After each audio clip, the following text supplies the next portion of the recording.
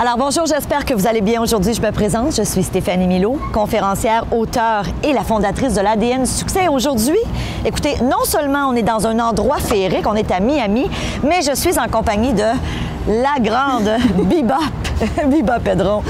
Pedron ou Pedron? Pedron. Alors tu es business... dis-le donc. Business coach et marketing expert. On a répété 10 fois avant et à chaque fois, là, je me gourais.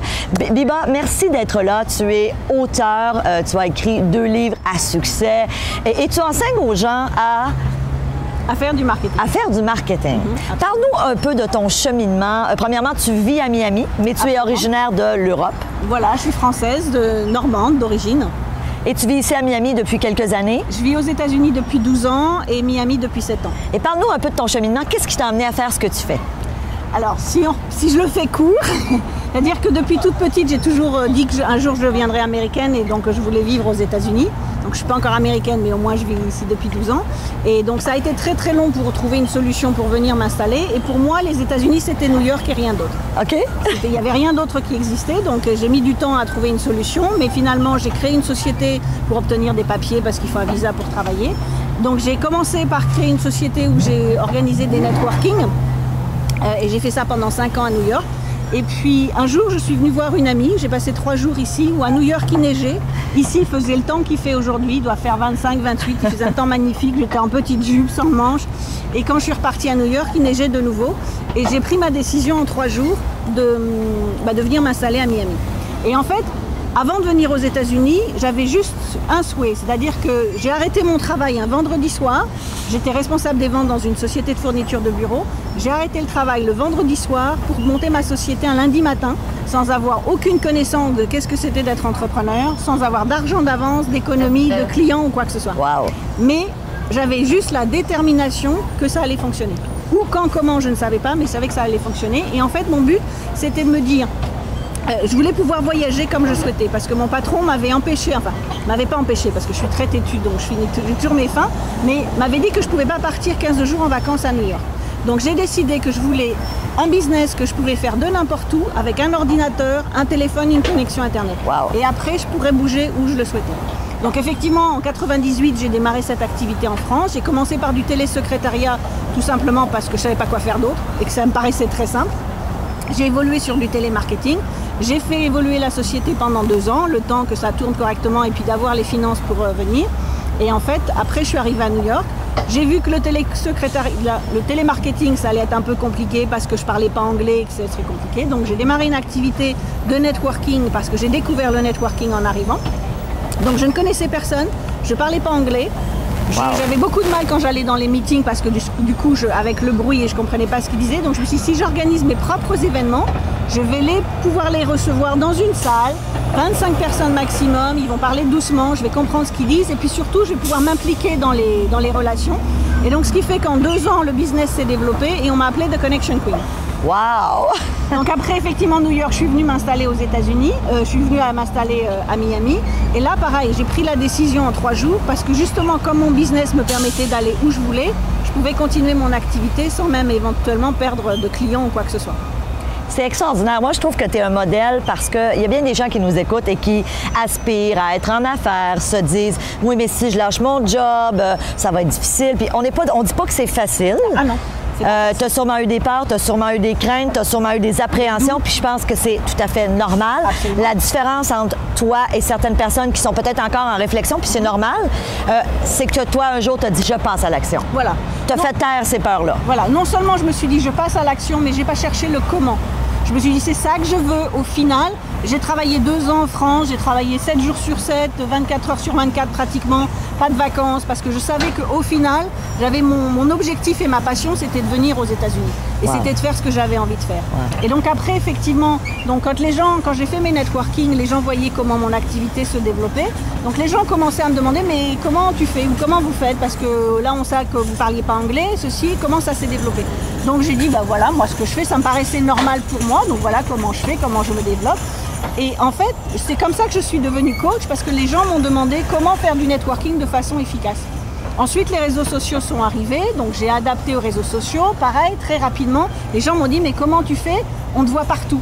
J'ai dit, bah, je sais pas, je fais du marketing. Mais... Donc du coup, j'ai remis en place un système et c'est là où j'ai vraiment commencé à coacher les gens pour leur montrer qu'on peut développer leur visibilité. Online et offline, donc sur Internet, hors Internet, par là des Québécois, on va parler, on va parler français. Et que, en fait, la façon dont j'enseigne aux gens, c'est de ne pas vendre, de ne pas essayer d'attraper les clients pour les vendre, mais de développer sa visibilité, de communiquer différemment pour attirer les gens à soi. Et une fois qu'on les attire à soi, qu'ils savent qui on est, ce qu'on fait, comment on fait, alors, je sais jamais la traduction, mais relate. Oui, relate to you, ça les rejoint, voilà, ils trouvent que vous vous ressemblez. Voilà, tout à fait, donc ça leur parle, en fait, c'est ça leur parle. Et que du coup, ils viennent à nous. Et puis en plus, bon, si on a la chance d'avoir des clients, des témoignages et qu'on montre que ça fonctionne super bien, moi j'ai pas mal de vidéos témoignages où mes clients montrent qu'en 2 ou 3 mois, ils doublent ou triplent leur chiffre d'affaires. Wow. Les gens viennent à moi en disant, ben voilà, moi je veux, c'est ça que je veux. Je veux la même chose. J'ai vu cette personne qui est une personne normale, qui connaissait rien en ligne, qui connaissait rien du tout, qui a développé son business. Moi, je veux faire la même chose. Donc, en fait, c'est comme ça qu'on attire les clients et c'est ce que dans mon coaching, j'enseigne aux gens. Moi, ce que je retiens, premièrement, tu as dit une chose qui est tellement importante, c'est je me suis jamais posé la question comment. Tu savais ce que tu voulais, tu avais une vision claire de qu'est-ce que tu voulais au final, comme tu disais, absolument, mais tu t'es pas cassé la tête et c'est souvent ce qu'on fait, l'erreur qu'on fait, c'est de dire mais comment je vais faire ça, je sais pas par quel chemin passer. Toi, tu as dit non, je veux ça et ça va se présenter, puis c'est effectivement comme ça que ça se passe. Voilà. Hein? Les choses se présentent, tu as été ouverte aux opportunités. Une autre chose que tu n'as pas mentionnée, mais que lorsqu'on a soupé ensemble hier, tu m'as beaucoup parlé, j'ai réalisé que tu étais une fille qui... Toi, tu fais du coaching, mais tu te fais aussi coacher. Absolument. Donc, tu crois à l'importance d'investir en toi. Chose, hein, on est sur la même longueur d'onde là-dessus parce que moi, j'y crois énormément. Parle-nous un peu de, bon, pas nécessairement des formations spécifiques, mais plutôt, c'est quoi l'importance que tu accordes, toi, à être coaché, donc à avoir des mentors, à avoir des gens qui t'aident? Ben, en fait, je me suis aperçue pendant très longtemps, quand je suis arrivée aux États-Unis, moi, le coaching, je ne savais pas ce que c'était. En France, à l'époque, il y a 12 ans, on ne parlait pas de coaching. Donc, je me disais comment ça se fait que j'ai l'impression de faire ce qu'il faut et j'avance pas. Ça stagne. Et à côté de ça, je voyais des gens qui n'arrêtaient pas de monter. Un jour, je me suis dit, qu'est-ce qu'ils ont de différent de moi? Je n'ai pas l'impression d'être plus stupide, que ce que je dis, c'est moins intéressant. Et en posant la question à tout le monde, je me suis aperçue qu'ils avaient tous un coach ou qu'ils faisaient tous partie d'un mastermind. Alors là, je me suis dit, bon, il faut peut-être que je regarde un petit peu ce que c'est, que j'apprenne à ce que c'est que le coaching puisque je ne connaissais pas. Quand j'ai vu les sommes qu'ils investissaient, je me suis dit, c'est pas pour moi, c'est trop cher, je vais jamais y arriver. Parce qu'on n'a pas le mental de se dire, il faut investir d'abord pour récupérer ensuite. Tout à fait. Donc j'ai essayé, je me suis dit, bon, c'est trop cher, donc j'ai essayé de continuer par moi-même pendant 1 an, 2 ans, et eux continuer de monter. 6 figures, 7 figures. Et à un moment donné, je me suis dit, bon là, c'est pas possible, quoi. Donc à un moment donné, j'ai su qu'il fallait investir, mais qu'il fallait investir big. C'est-à-dire que si on veut vraiment passer le cap, il faut faire ce qu'il faut. Donc il faut prendre des coachs de renommée. Donc obligatoirement, l'investissement est plus cher. Mais on sait qu'on a un retour sur investissement très rapidement et qu'on va apprendre des choses. Et là, ça ne nous fait pas monter tout doucement. Mais là, on va monter des... Voilà. Tout à fait. On passe les étages directement. Et en fait, personnellement, je ne travaille jamais avec un coach qui n'a pas de coach non plus. OK. Parce qu'on n'arrête jamais d'apprendre. Comme dit Tony Robbins, training never stops. Et on n'arrête jamais d'apprendre. Si on s'arrête, on va arriver à un plateau où on a le sentiment de se dire j'ai appris des choses, maintenant je peux le faire par moi-même. Mais très vite, on va arriver à un plateau et on ne va pas pouvoir se développer. Tout à fait. Donc mes coachs ont même des coachs qui eux-mêmes ont des coachs. Et en fait, moi en permanence, là je viens de finir 2 ans avec une coach, mais je sais que j'ai repris tout de suite 2 ans avec un autre coach parce que des fois c'est intéressant aussi, ils ont des spécialités différentes. Mais j'ai repris avec quelqu'un parce que je sais aussi que même si on a l'information, on ne la met pas toujours en place. Tellement. Parce que quand les gens écoutent des tas de séminaires, des tas de webinaires, lisent des livres. Ah mais je sais, ah mais j'ai déjà entendu ça 10 fois. Ok, mais est-ce que vous l'avez mis en place? Tant qu'on ne le met pas en place, il ne se passe rien. Il se passe rien. Parce que comme je dis à mes clients, je peux leur enseigner tout ce que je sais, tout ce que je fais. S'ils ne mettent pas en place, je ne peux pas le faire pour eux. Tout à fait. Et que de ce fait-là, quand on est tout seul, c'est tellement facile, quand on est solo entrepreneur, de retomber dans sa routine. Oh, c'est bon, ok, je sais, bah, voilà, je le ferai demain. C'est comme là, il y a 3 semaines, j'ai suivi Business Mastery avec Tony Robbins, donc c'est 5 jours très intensifs.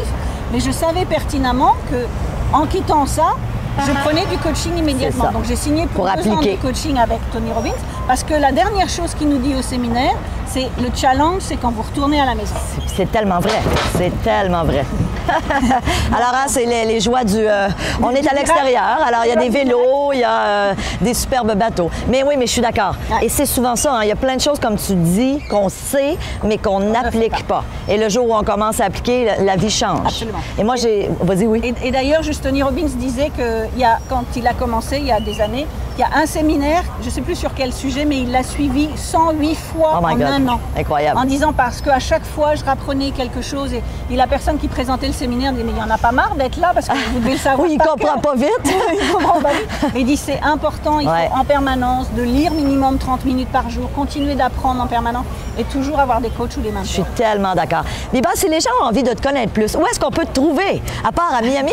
Voilà, alors, on vient à Miami, mais si on veut te trouver en ligne, dis-nous un peu. En fait, en ligne, on peut me trouver sur bibapedron.com.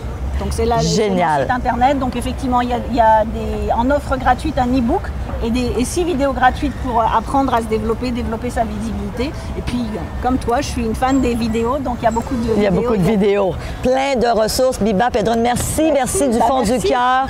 C'est fantastique. Encore plein de ressources. Je vous dis, je vous embrasse. Merci d'être là. À bientôt.